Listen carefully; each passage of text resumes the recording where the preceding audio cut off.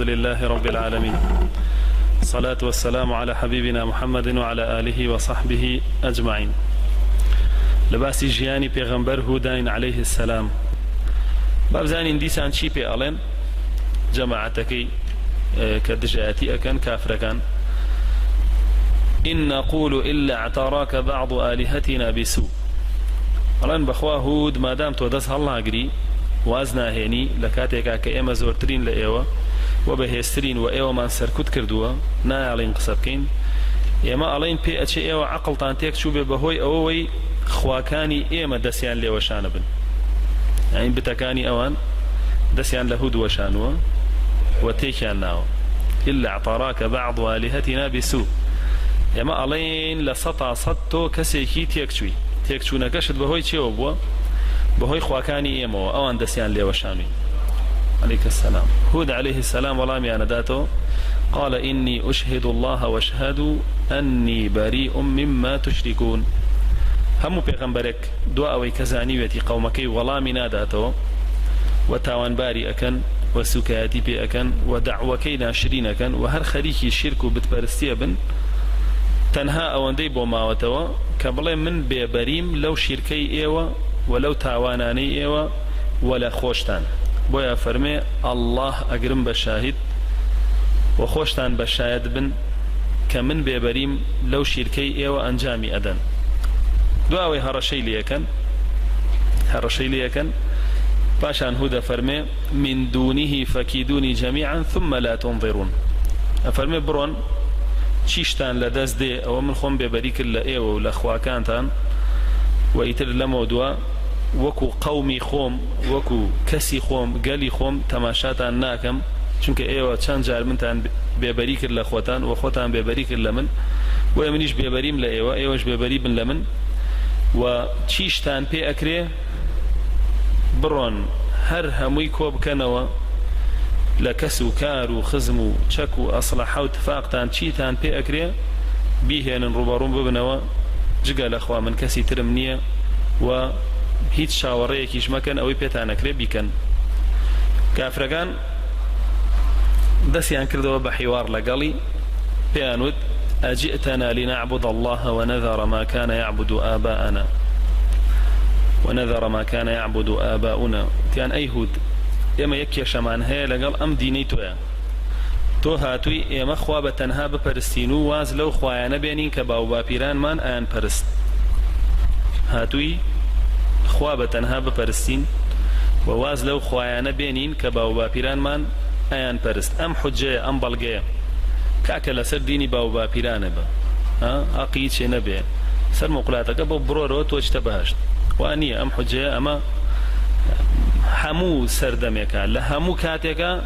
حوجەی کافرەکان بوو، بەڵگەی کافرەکان بوو، ئەوەی کە پێت ئەڵێ وەکو باو باپیرانی خۆ ئەلە یا دوور کات نوێژەکەت کە و بڕۆ ماڵەوە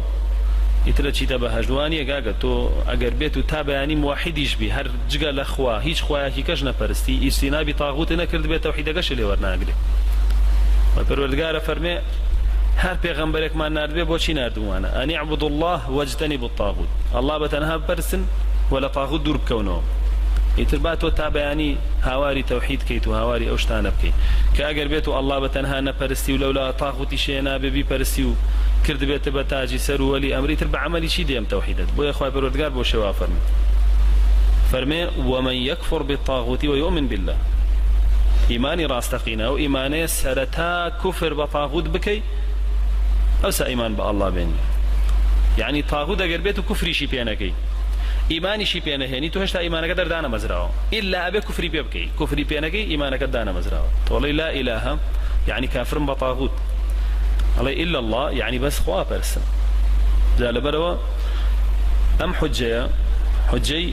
کافر و بێدینەکانە عادەتەن ئەڵێ بە قسەی ئەو کەسە مەکە، بە قسەی ئەو داعوەی پێغەمبەرانە مەکە، وەڵامی مەدەرەوە، تۆ هەر خوا چی لێ داوا کرد؟ دوتێتی 5 فەرزم بۆ بکە و ڕۆژوم بۆ بگرەوە، زەکاتم بۆ بە و ئیتر حەجەکەش توانایت هەبوو بیکەیتە دوای چیتە بەهەشت. ئیتر لەگەڵ ئەوە تاغوتە پەرستی بە شوێنیەوە بی سەریە خەی پشتیەگری، ئەوە کێشە نییە. جا لەبەرەوە تۆ بە قسەی ئەو مەکە چیتە بەهەشتەوە بە زوانیە. والله ئەگەر بێت و هەرچی عیبادەت هەیە لدينا أمري بيكراوة هر هموي بكي بو خوا بتنها بلان بيشا وكافر نبو ببطاغود والله يكدان يدلي ورناجيري هر هموي بوچالا بيتو يكدان يدلي ورناجيري هر هموي بوچالا بيتو بويا أبي بيش أوا كافر ببطاغود خوتي لي بريبكي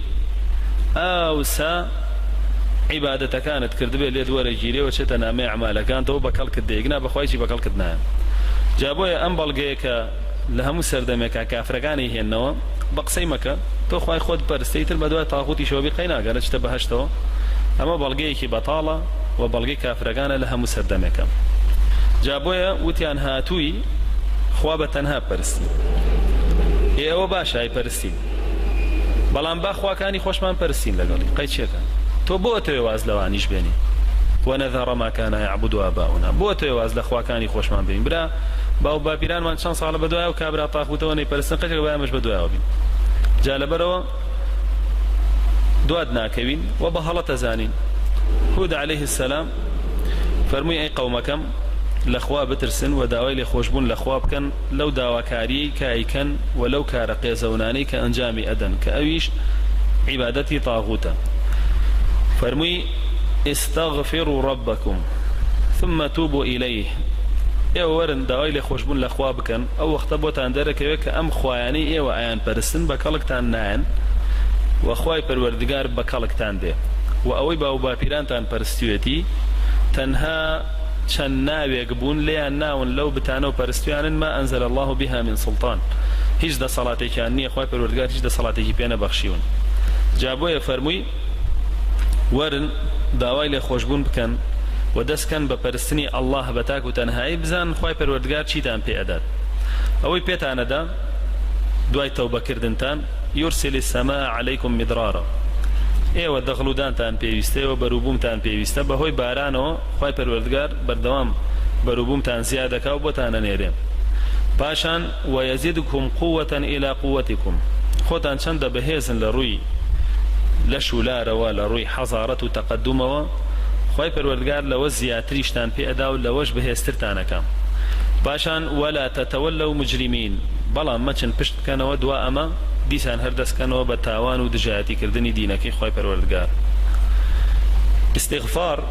داوي لخوشبون لخواهي پروردگار لم آياتها دو سودي زور قورا در خابو من كي ايوه مالي زياكا كي ايوه رزقي زياكا با استغفر الله زور بكا چونکە ئاەتەکە وا فەرمێ گەر ئێوە ئەستەغفر الله زۆر بکەن ڕزقتان زیاکات بەهۆی بارانەوە و زیادبوونی بەرووبوومەوە و بە قووەتی ژەبن چێ ئێوێ هێزی جەستەی پەیاکە بە قووەت بێ بەرامبەرەکەی دەرەقەتی نێ بە تایبەتەوانەی نیزالات و شتەکەنە با ئیستیغفار زۆر بکەن داوای لێ خۆشبوون زۆر بکەن خوای پەروەردگار هێزیان پێ بەخشێەوە ئەوانەی بە هەمان شێوە لميداني شران لقل دجمناني خوابا داوي لي خوشبون زور بكن خواي پروردگار هزيان پي بخشي ام آياتو چندين آياتو فرموديت الرنموني خلقيا كان وفيري اكانو تي اگينن كا اگر بيتو كسيكي مستغفر بي بتايبت والمستغفرين بالاسحار خاوني رزق بي خواي پروردگار پي بخشي ولا همان كاتشا هزو دا صلاتي شي پي بخشي باشان والامي كافرگان چي بو بوهود بدرو خستنوي ميعاد بو بدرو خستنوي روجي زينوبون وبو وتيان أيعدكم أنكم إذا متم وكنتم ترابا وعظاما أنكم مخرجون هيهات هيهات لما توعدون إن هو إلا رجل افترى على الله كذبا وما نحن له بمؤمنين شوف هيك كان دروس كرد وتاواني كتريان دا بالهود وتيان ام كابرايا هاتوا بيتان الله اي واجر بمرن زينو اكرينو ومحاسبه اكرين هيهات هيهات واسم فعل يعني بعد بعد يعني اوعد بلناني او بيتان دا دور وهرجيز ناتجي دور وهرجيز ناتجي بلكو امكيه ام جاره ايتر جنيبيان بخواي هود ندا رازي بون بوي كخواك هي زيو اسمانه كان باب الريوه چونکە بەدیار چاوی خۆیانەوە ئایان بینی کە ئەو بتوشتانی ئەوانەیان پەرستن هیچ دەسەڵاتێکیان نییە و ناتوان هیچیان بۆ بکەن بەڵکو کاتێک کە جەڵدەلەیەکێکیانەیە خۆی ناتوانێت فرێ خۆی کەوێ ئەڵێ ڕاکەم بیمەر بۆ ئەوروپا با لەوێ چاک بێتەوە لەوێ ژەمرێ هەر جابوا يفرموا أنود بهود عليه السلام اما كيشمان لقال خوانيه كاكا خوا هيو ام عرض عسماني دروس كردو اما اي برستين بلام كيشمان لقالم كابرا هي بخوا مدرو كابدم خوا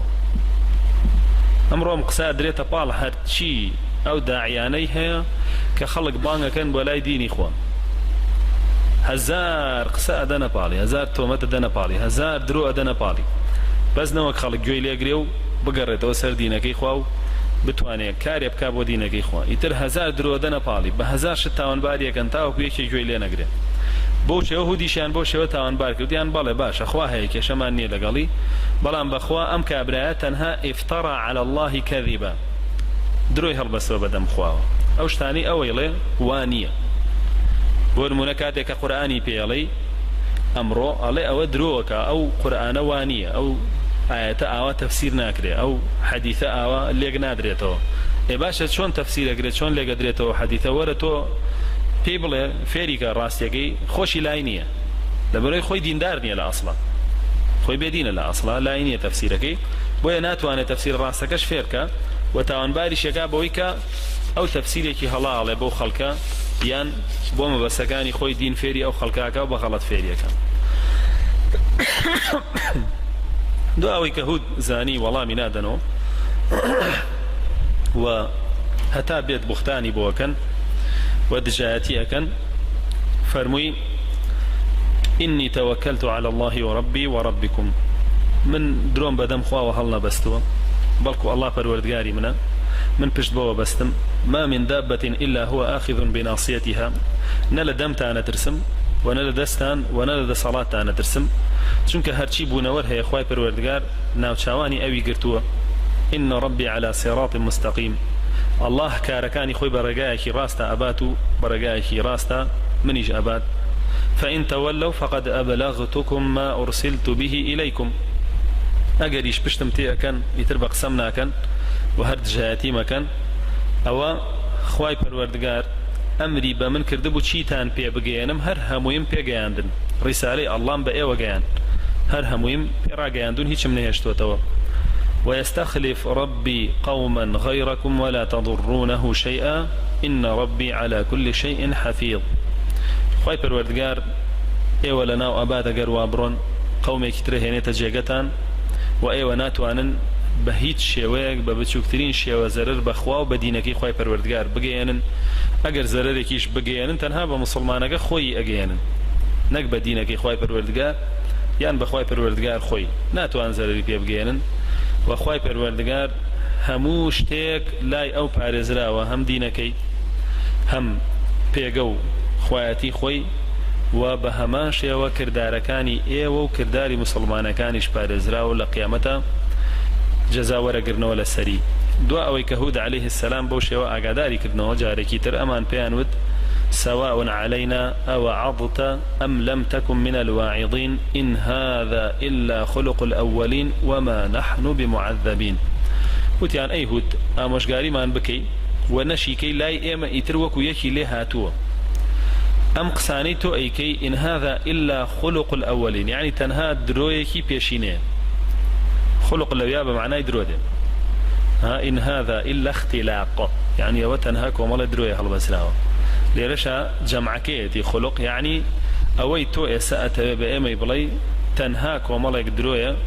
هيتشي رازنية أو شتانا بونينية كتوباسيكي وما نحن بمعذبين إيما سزانا درين خوي برغان عذاب ما نادا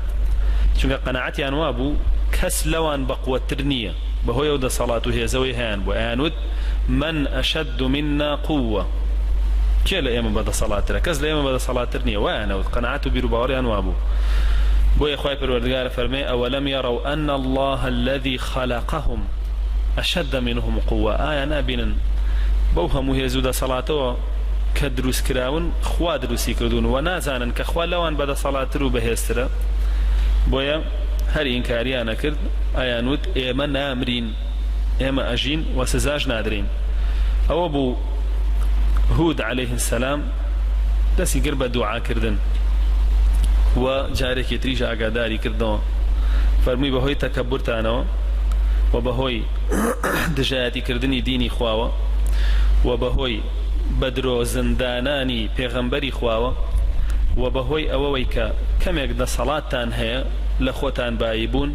خواي پروردگار غضبي لأي وقرتوا قال قد وقع عليكم من ربكم رجز وغضب